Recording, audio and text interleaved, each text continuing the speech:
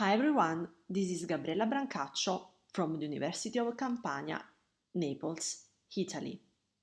Welcome to this podcast about clues for melanoma when dermoscopy fails. We all know that dermoscopy increases sensitivity for melanoma diagnosis, revealing features not visible by naked eye. But what happens in those cases lacking specific melanoma criteria? Featureless melanomas like these you see in the picture. Well, we can follow 5 simple rules that help us not missing a melanoma. Age. Let's look at this lesion. Dermoscopically, there is a papillomatous pattern of irregular vessels pointing toward several differential diagnoses, including dermal nevus, seborrheic keratosis, but even a melanoma cannot be excluded. But if we look at the clinical picture, we see that this lesion belongs to a prepubertal child and we can make diagnosis of Spitz nevus. Here we have another non-pigmented lesion that has not clear benign characteristics. Look at these polymorphic ugly vessels. And if we also know that this lesion belongs to an adult, raises immediately our suspicion and we need histology. We have to perform an excision and we will not miss this melanoma.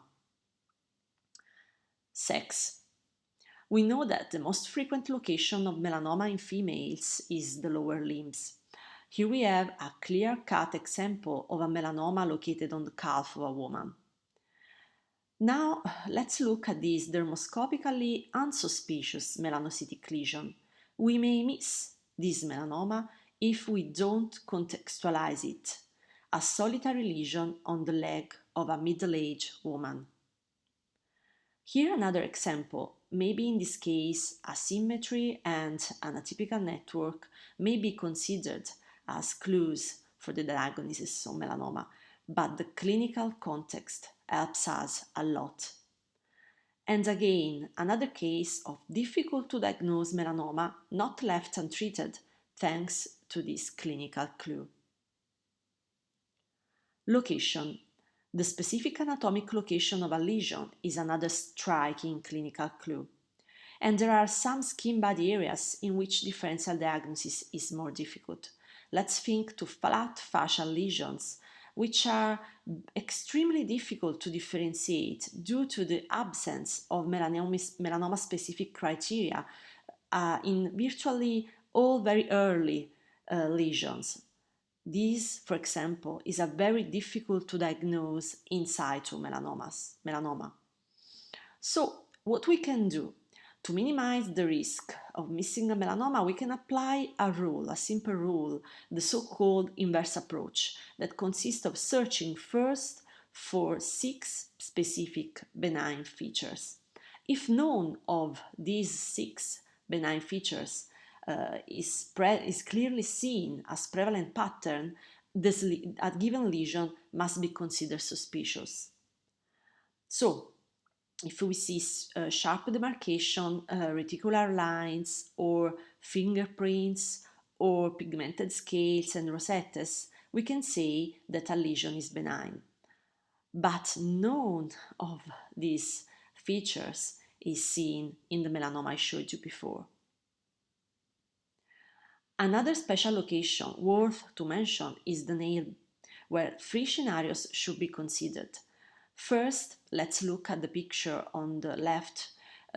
We have a large and irregular nail band, but knowing that this is a child with this lesion belongs to a child, we can pose diagnosis of congenital melanocytic nevus of the nail matrix, and the diagnosis can be made with confidence, despite the irregularity, of course. In the center, we see another scenario, the second scenario that involves an adult patient with a small longitudinal melanonychia. In this case, the most probable diagnosis is nevus, but we need follow-up. A long-term follow-up should be carried out to rule out a very early melanoma. The third scenario is that we see, the one that we see on the right, that's of an adult patient with a large and irregular nail band. This nail band involves more than 1/3 of the nail plate. In this case, melanoma is the most probable diagnosis, thus the lesion should immediately be biopsied. 4. Comparison. The comparative approach is an extremely important strategy to minimize unnecessary excisions in patients with multiple atypical nevi. This rule is straightforward considering this patient where a single lesion that can be considered a little bit suspicious appears less worrisome when compared to the others. In this subgroup of patients, only monitoring over time and comparing may help us to detect a melanoma. And lastly, palpability and pain color. A palpable lesion should be excised immediately when the diagnosis of a benign lesion is not straightforward. Let's look at this lesion. This lesion may be considered clinically worrisome, but we can easily make diagnosis of melanoma detecting its typical blue-red lacunas. But let's look at this other lesion. This is not only a palpable lesion, this is also a pink lesion. And because we are not confident in the diagnosis of a benign lesion, we need to excise it. We should apply this behavior for every pink tumor, palpable or flat, if the diagnosis of a benign lesion cannot be made with confidence, and we have to not monitor this lesion.